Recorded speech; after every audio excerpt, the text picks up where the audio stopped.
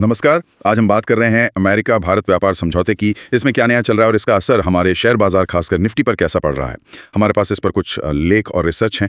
मामला थोड़ा पेचीदा है, तो चलिए इसे खोलकर देखते हैं। बिल्कुल, कोशिश यही रहेगी कि समझौते के खास मुद्दे क्या हैं, क्या हो सकता है और इसका मतलब क्या है निवेशकों के लिए, अर्थव्यवस्था के लिए। हाँ, तो सबसे पहले अपडेट्स ले लेते हैं। एक तो ये 1 अगस्त की तारीख है ना, जब अमेरिका कह रहा है कि वो टैरिफ बढ़ा सकता है कुछ 26% तक। हाँ, ये डेडलाइन तो है, पर भारत का रुख थोड़ा अलग है। वो कह रहे हैं कि भाई हमारी राष्ट्रीय हित पहले है और इसके लिए कोई फिक्स्ड टाइमलाइन नहीं है। अच्छा। लेकिन हाँ, बातचीत तो चली रही है। सुनने में आया कि अगस्त में अमेरिकी टीम आ रही है भारत। ओह, तो बातचीत बंद नहीं हुई है? नहीं, बिल्कुल नहीं। और कोशिश है कि अक्टूबर नवंबर तक शायद कोई समझौता हो जाए। एक बड़ा आंकड़ा भी उछल रहा है, $500 बिलियन के व्यापार का लक्ष्य। महत्वाकांक्षी लगता है। अच्छा, भारत की रणनीति क्या दिख रही है? वो क्या चाह रहे हैं इस बातचीत से? देखिए, जाहिर है भारत अपने संवेदनशील क्षेत्रों जैसे कृषि है, डेयरी है, उनको बचाना चाहेगा। ये हमेशा ही मुश्किल मुद्दे होते हैं किसी भी व्यापार समझौते में। हाँ, ये तो है। और एक बात और चल रही है कि जो ब्रिटेन के साथ एफटीए हुआ है, उसे शायद एक तरह से मॉडल की तरह इस्तेमाल किया जाए, एक ब्लूप्रिंट जैसा। अच्छा, यूके वाला मॉडल, ये दिलचस्प है। लेकिन क्या वो यहाँ फिट बैठेगा? अमेरिका के साथ मुद्दे शायद अलग हों। हाँ, ये बिल्कुल सही सवाल है। हो सकता है यूके और अमेरिका के मुद्दे उतने जटिल ना हो जितने भारत अमेरिका के हैं, खासकर खेती या डेटा वगैरह पर। तो हाँ, देखना होगा ये मॉडल कितना काम आता है। और भारत दूसरे देशों से भी बात कर रहा है ना, जैसे ब्रिक्स, ओमान, ईयू। बिल्कुल, ये भी एक रणनीति हो सकती है, अमेरिका पर थोड़ा दबाव बनाने की। देखो, हम सिर्फ आप पर निर्भर नहीं है। हाँ, ये बात भी है। और अगर आप बड़ी तस्वीर देखें तो अमेरिका यूरोप का जो व्यापार तनाव चल रहा है वो भी एक फैक्टर है। हाल में चीन अमेरिका बातचीत में टैरिफ पर रोक 90 दिन बढ़ी है। ये सब एक दूसरे से जुड़ा हुआ है। सही बात है। अच्छा, ये तो हुई बातचीत की दुनिया। अब आते हैं बाजार पर। इस सब का असर निफ्टी पर क्या दिख रहा है? असर तो दिख रहा है। निफ्टी अपने 50 दिन के मूविंग एवरेज से नीचे चला गया है। ये एक अहम लेवल माना जाता है। हाँ, कई ट्रेडर्स इसे देखते हैं और बंद हुआ 24,837 पर।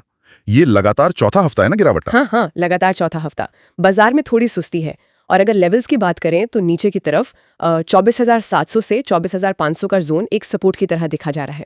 यहाँ खरीदारी आ सकती है? हो सकता है। और ऊपर की तरफ 24,950 से 25,000 का लेवल है, वो एक रुकावट या रेजिस्टेंस बन सकता है। तो ये जो गिरावट है उसके पीछे कारण क्या बताए जा रहे हैं? सिर्फ ये व्यापार समझौता ही है या और भी कुछ? कई चीजें हैं। एक तो जैसा हमने कहा, व्यापार समझौते की अनिश्चितता, लेकिन उससे भी बड़ा फैक्टर शायद FIIs की बिकवाली है। विदेशी निवेशक पैसा निकाल रहे हैं। अच्छा, FIIs क्यों बेच रहे हैं? उसके भी कई कारण हैं। एक तो पूरी दुनिया में थोड़ी अनिश्चितता का माहौल है। फिर कुछ कंपनियों के नतीजे जैसे Kotak bank, IDFC first bank, वो थोड़े उम्मीद से कमजोर रहे। और जो शायद सबसे अहम है, डॉलर मजबूत हो रहा है और अमेरिका में बॉन्ड यील्ड ब्याज दरें बढ़ रही हैं, तो पैसा वहां जा रहा है। हाँ, ये डॉलर और यील्ड वाला पॉइंट तो काफी सुना है आजकल। ये सब आपस में जुड़ा हुआ है ना? वैश्विक माहौल का सीधा असर। बिल्कुल, एकदम सीधा असर। तो अब आगे क्या देखना है? किन चीजों पर नजर रखनी चाहिए? कुछ अहम डेट्स और आंकड़े हैं, जैसे 28 जुलाई को भारत का IIP डेटा आएगा, औद्योगिक उत्पादन कैसा रहा। ठीक है। फिर 1 अगस्त को मैन्युफैक्चरिंग PMI आएगा, ये भी मैन्युफैक्चरिंग की सेहत बताता है।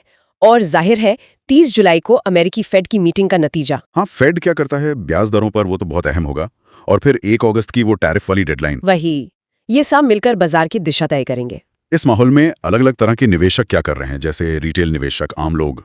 रिटेल निवेशक थोड़ी सतर्क दिख रहे हैं। कई लोग सोच रहे हैं कि अगर बाजार और नीचे आता है तो शायद 24,700, 24,500 के पास खरीदारी करें। कौन से सेक्टर देख रहे हैं लोग?